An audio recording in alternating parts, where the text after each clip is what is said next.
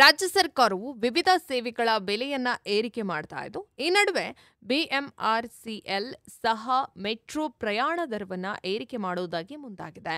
ಬೆಂಗಳೂರಿನಲ್ಲಿ ಮೆಟ್ರೋ ಪ್ರಯಾಣ ದರ ಏರಿಕೆ ಮಾಡುವುದಕ್ಕೆ ಸಂಬಂಧಿಸಿದಂತೆ ಸುದೀರ್ಘ ಚರ್ಚೆಗಳು ನಡೀತಾ ಇದ್ವು.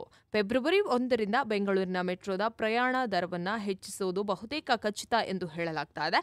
ಆದರೆ ಕೇಂದ್ರ ಸರ್ಕಾರದ ಮಧ್ಯಪ್ರವೇಶ ಮಾಡೋದ್ರಿಂದ ಮೆಟ್ರೋ ದರ ಹೆಚ್ಚಳ ತಾತ್ಕಾಲಿಕವಾಗಿ ತಡೆ ಹಿಡಿಯಲಾಗಿದೆ. ಆದರೆ ಪ್ರಯಾಣ ದರ ಹೆಚ್ಚಳ ತಡೆಗೆ ಕ್ರೆಡಿಟ್ ತೆಗೆದುಕೊಳ್ಳುವುದಕ್ಕೆ ಬಿಜೆಪಿ ಹಾಗೂ ಜೆಡಿಎಸ್ ನಡುವಿನ ಕ್ರೆಡಿಟ್ ವಾರ್ ಮುಸುಕಿನ ಗುದ್ದಾಟ ನಡೀತಾ ಇದೆ.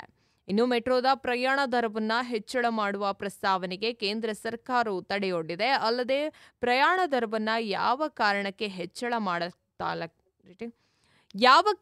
ಹೆಚ್ಚಳವನ್ನ ಮಾಡಲಾಗ್ತಿದೆ ಎಂಬುದನ್ನು ವಿವರಣೆಯನ್ನು ಕೊಡಿ ಸಹ ಎಂದು ಕೇಳಿದೆ.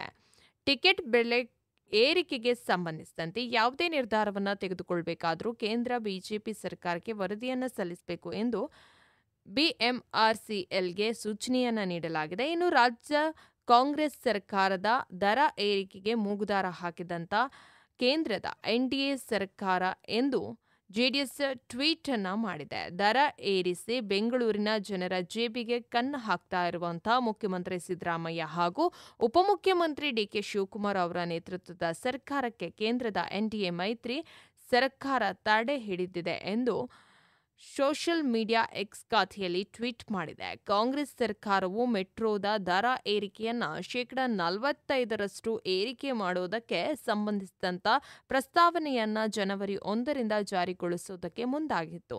ಆದರೆ ಯಾವುದೇ ನಿರ್ದಿಷ್ಟ ನಿರ್ಧಾರವನ್ನು ತೆಗೆದುಕೊಳ್ಳಬೇಕೆಂದರೂ ಮುಂಚೆ ಸಂಬಂಧಪಟ್ಟಂತ ಸಮಗ್ರ ವರದಿಯನ್ನು ಸಲ್ಲಿಸಿ ಅಂತ ಮೋದಿ ನೇತೃತ್ವದ ಎನ್ಡಿಎ ಸರ್ಕಾರವು ಬಿಎಂಆರ್ಸಿಎಲ್ಗೆ ನಿರ್ದೇಶನವನ್ನು ಕೊಟ್ಟಿದೆ ಅಂತ ಜೆಡಿಎಸ್ ಹೇಳಿಕೊಂಡಿದೆ.